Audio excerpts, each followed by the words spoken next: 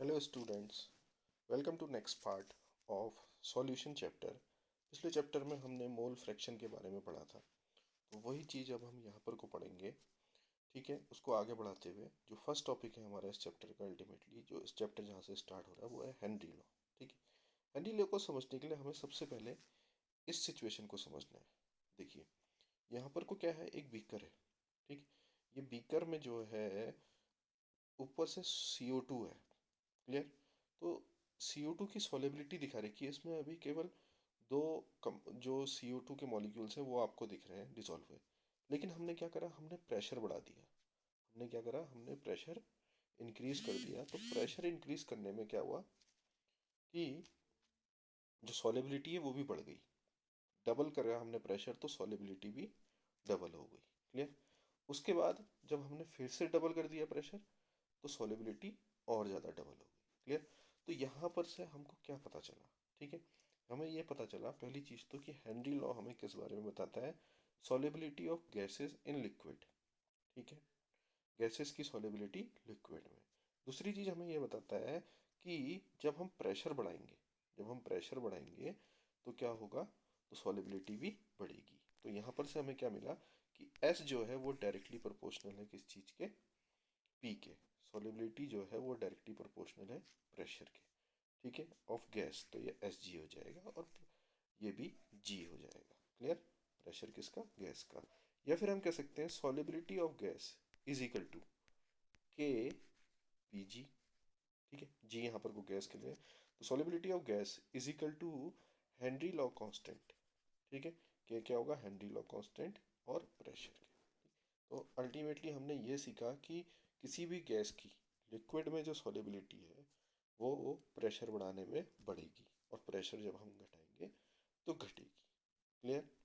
इसी को आगे बढ़ते हैं, क्योंकि सॉलिबिलिटी जो है उसको हम या कंसंट्रेशन को हम मोल फ्रैक्शन के टर्म पे लेते हैं। ठीक है, तो मोल फ्रैक्शन जो है वो इसमें आगे देखते हैं कैसे हेनरी लॉ आगे इम्प्रोवाइज होता है।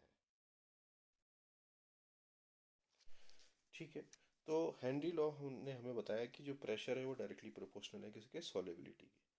अब लिक्विड में सॉलिबिलिटी किस पे डिपेंड है, हमें पता है मोल फ्रैक्शन पे। कल हमने पढ़ा था मोल फ्रैक्शन पे या मोल अंश पे। तो जहाँ पर को हमारे पास था P is directly proportional to S, अब हमारे पास हो जाएगा क्या, P is directly proportional to X, जहाँ पर को X क्या है, मोल फ्रैक्शन है। क्लियर। और P इज इक्वल टू हो जाएगा KH into X. P is equal to KH X, यहाँ पर को KH क्या है, एक हेनरी लॉ कांस्टेंट है और X मोल फ्रैक्शन है।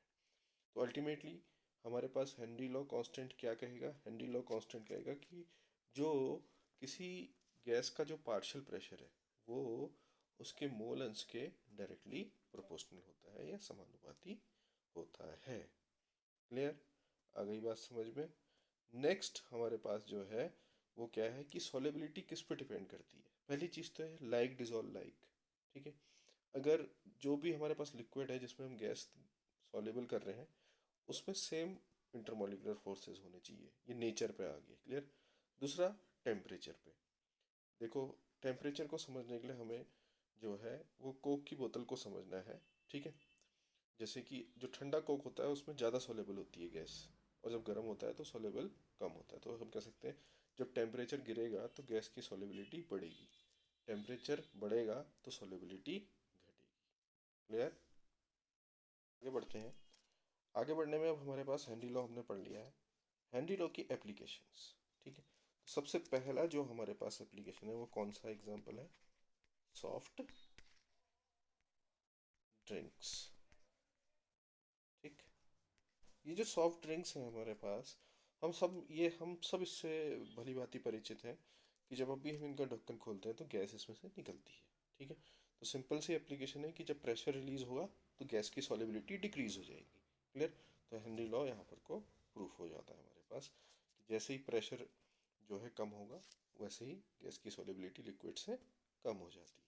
ठीक है, ये हमारे पास नंबर 1 एप्लीकेशन हो गई। ठीक है, नंबर 1 एप्लीकेशन हो गई। अब हम नंबर 2 एप्लीकेशन में जाते हैं। चलिए नेक्स्ट पार्ट पे चलते हैं। नेक्स्ट एप्लीकेशन नंबर 2 एप्लीकेशन इसकी जो भी उपयोग है उसको हम बोलते हैं एप्लीकेशन।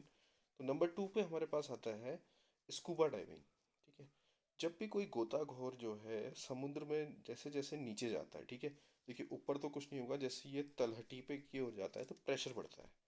प्रेशर बढ़ने में क्या होता है कि वो अगर इस सिलेंडर पे, जो सिलेंडर लेके गया है, उस पे अगर वो नॉर्मल जो एयर है उसको भर ले तो क्या होगा, जैसे जैसे वो तलहटी में नीचे की ओर आएगा उसका सॉलेबिलिटी, एयर की सॉलेबिलिटी बढ़ जाएगी। क्लियर? तो उसके ब्लड में ज़्यादा एयर सॉलेबल होगी। ठीक है, अब क्या होगा, अब वो हमेशा तो यहाँ नहीं रह सकता। ठीक है, जब वो वापस जाता है तलहटी में तो क्या होता है, प्रेशर कम होता है। ठीक है, जैसे हमने अभी बोला कि समुद्र की तलहटी में प्रेशर ज़्यादा होगा और ऊपर पे प्रेशर कम होगा। ठीक है, तो जब वो ऊपर जाता है वापस, जब वो टॉप पे पहुंच जाएगा तो क्या होगा, उसकी सॉलेबिलिटी कम हो जाएगी और वो ब्लड से जो एयर उसमें घुली थी वो बाहर निकल जाती है। ठीक है, जब वो बाहर निकलती है तो वो एक एयर का बबल बना देती, खाली स्थान बना देती है हमारे कैपिलरीज में, जिससे बहुत ज़्यादा पेन होता है। ठीक है, और कभी कभी मौत भी हो सकती है, तो उसको बोला जाता है बेंड्स। ठीक है, जो भी हमारे शरीर में जो भी खाली जगह बन जाती है उस वजह से उसको हम बोलते हैं बेंड्स।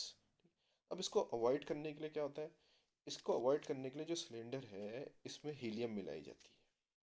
ठीक है, अगर सिलेंडर में हीलियम मिलाई जाएगी तो क्या होगा, जो सॉलेबिलिटी है वो कम हो जाएगी, क्योंकि एयर कम होगी तो एयर की सॉलेबिलिटी भी कम हो जाएगी। ठीक है, एयर में तो नाइट्रोजन और सारी चीज़ें भी होती हैं जिस वजह से टॉक्सिक इफेक्ट पड़ता है, लेकिन हीलियम मिलाने से क्या होगा, सॉलेबिलिटी डिक्रीज हो जाएगी। ठीक है, इसीलिए क्वेश्चन पूछा जाता है जो गोताखोर हैं उनके सिलेंडर में हीलियम क्यों भरी जाती है। हीलियम इसलिए भरी जाती है कि जो एयर है, हवा है जिसमें नाइट्रोजन और भी चीज़ें हैं, उसकी सॉलेबिलिटी कम हो और ऑक्सीजन की सॉलेबिलिटी ज़्यादा हो। ठीक है, आई बात समझ में? तो हीलियम इसलिए है कि एयर की सॉलिबिलिटी कम हो तो बैंड्स नहीं पड़ेंगे। ये हमारे पास क्या है, एप्लीकेशन नंबर 2। ठीक है, bands in scuba diving. Clear? Next, Hindi में भी इसको बैंड्स ही बोलेंगे। ठीक है, नेक्स्ट तीसरी एप्लीकेशन पे आते हैं। ठीक है, देखिए नंबर 3 जो एप्लीकेशन है हमारे पास हेनरी लॉ की, वो ये है। क्लियर? पर्वतारोहियों के लिए, जो भी माउंटेनियर्स होते हैं या पर्वतारोही जिनको हम बोलते हैं, जब वो जैसे जैसे ऊंचाई की ओर बढ़ते रहते हैं तो ऑक्सीजन का लेवल कम हो जाता है। ठीक है, ऑक्सीजन का लेवल जब कम होता है तो क्या होता है, हम जैसे ऑक्सीजन लेते हैं तो वो जो है हमारे फेफड़ों में जाती है। ठीक है, फेफड़ों में जाने पे वो ऑक्सी होमोग्लोबिन बनाती है। क्या बनाती है? ऑक्सी होमोग्लोबिन, क्योंकि फेफड़ों में जब वो जाएगी तो वहाँ पर पार्शियल प्रेशर ज़्यादा है। ठीक है, और वो हमारे ब्लड से मिलके वो क्या करती है, होमोग्लोबिन से मिलके ऑक्सी होमोग्लोबिन बना देती है, और वो ऑक्सी होमोग्लोबिन ब्लड के थ्रू हमारे पूरे शरीर में जाता है। ठीक है, तो जब पार्शियल प्रेशर कम होगा तो हमारी बॉडी में क्या होगा, या हम कह सकते हैं ये जो ऊंचाई वाला क्षेत्र है, यहाँ पर को जब प्रेशर कम होता है, ठीक है, जहाँ पर को ये है वहाँ पर को प्रेशर कम होता है तो हमारे ब्लड में भी ऑक्सीजन कम घुलेगी और हमारे माइंड में भी कम जाएगी। ठीक है, आपने कई मूवीज़ में देखा होगा जब पर्वतारोही ऊंचाइयों में जाते हैं तो उनमें सोचने की क्षमता कम हो जाती है, क्लैरिटी ऑफ थिंकिंग हम जिसको बोलते हैं। ठीक है, वो क्यों होता है, क्योंकि ऑक्सीजन कम घुलती है बॉडी में। इसलिए यहाँ पर को ऑक्सीजन सिलेंडर लेके जाते हैं लोग।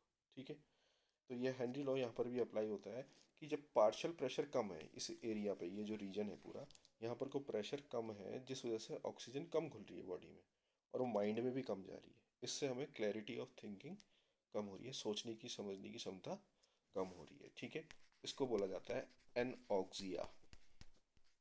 क्या बोलते हैं, हिंदी में भी यही बोलेंगे, एनऑक्सिया की जो है कंडीशन। ठीक है, तो हेनरी लॉ की हमने 3 एप्लीकेशन पढ़ी हैं। पहली एप्लीकेशन हमारे पास क्या है कि कोल्ड ड्रिंक वाली हो गई, दूसरी एप्लीकेशन हमारे पास हो गई जो बैंड्स वाली मैंने बात बताई थी, और तीसरी हो गई एनऑक्सिया। ये बोर्ड एग्जाम के लिए बहुत इंपॉर्टेंट है, आप बहुत ध्यान से इसको पढ़ेंगे। ठीक है, और चैनल को सब्सक्राइब जरूर करें, अगर आप ये वीडियो पूरा देख रहे हैं तो चैनल को सब्सक्राइब जरूर करना है। ठीक है, क्योंकि वो आगे की अपडेट्स के लिए आपके काम आएगा। Thank you.